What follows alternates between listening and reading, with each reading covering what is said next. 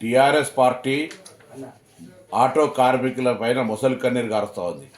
నిజంగా వాళ్ళు ప్రభుత్వం 10 సంవత్సరాలు ఉన్నప్పుడు ఆర్టీసీ కార్మికులకు తీసుకున్న సంక్షేమ కార్యాలయం అని ఉంటే చెప్పాలి. ఉదాహరణకు మెట్రో వస్తే ఇతరులపై ప్రభావం పడ్డదనో, మహిళలకు ఉచిత ప్రయాణం ఇస్తే ఆటోలపై ప్రభావం పడ్డదనే చెప్పేటువంటి ఆరోపణ తప్పు. మేము ఎక్కడ కూడా బస్సు ప్రయాణికుల ఇంటికి వెళ్ళడం లేదు. బస్సు గతంలాగానే బస్టాండ్ నుంచే పోతా ఉంది. ప్రజలు ఇంటి దగ్గర నుంచి బస్టాండ్కి రావడానికి ఆటోలు వాడుకుంటా ఉన్నారు. అవును, ఎన్నికల హామీ మేము 12,000 రూపాయలు సంవత్సరానికి ఇస్తామని చెప్పినాం.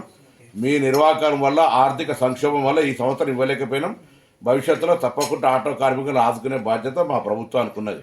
ఇటువంటి రాజకీయ క్రీడలు మీరు ఇలా ఒకరోజు కొరకు ఏదో ఆటో కార్మికులు వేసుకున్న డ్రెస్సులు వేసుకొని ఇతరత్ర ఏదో ఇటువంటి వేషాలు వేసేటువంటి ప్రయత్నం, నిన్న బేడీలు వేసుకొని ఇటువంటి చేయడం అనేటువంటిది పొలిటికల్ డ్రామా. అటువంటి చేయకండి. నిజంగా మీరు ఏమైనా చిత్తశుద్ధి ఉంటే నేను అడుగుతా ఉన్న టీఆర్ఎస్ లెజిస్లేటర్ పార్టీ కావచ్చు, టీఆర్ఎస్ పొలిటికల్ పార్టీ ఎన్నడైనా ట్రాన్స్పోర్ట్ మినిస్టర్కు ఆటో కార్మికుల మీద ఈ డెమోక్రసీలో ఈ సమస్యలు ఉన్నాయి రిప్రజెంటేషన్ చేసిరా? వెనకటి కూడా సామధాన భేద దండ అంటారు. అవేం లేకుండా మీరు కనీసం రిప్రజెంటేషన్ కూడా చేయకుండా మీరు అటుగా ప్రొటెస్ట్కి వెళ్ళిపోతే మేము అనేక సందర్భాలు ఆటో కార్మికులతో సమావేశాలు పెట్టినాం. రండి, ఆటో ప్రతినిధులు తీసుకొని బరాబర్గా డెమోక్రటిక్గా మా ఆఫీసులో కూర్చొని మాట్లాడదాం. అంతేగాని ఇటువంటి వాళ్ళ పేరు మీద మీరు పొలిటికల్ ప్రోగ్రామ్ తీసుకునేటువంటి ప్రయత్నం చేస్తే ఇది మంచిది కాదు సమాజానికని మనం చేస్తాము.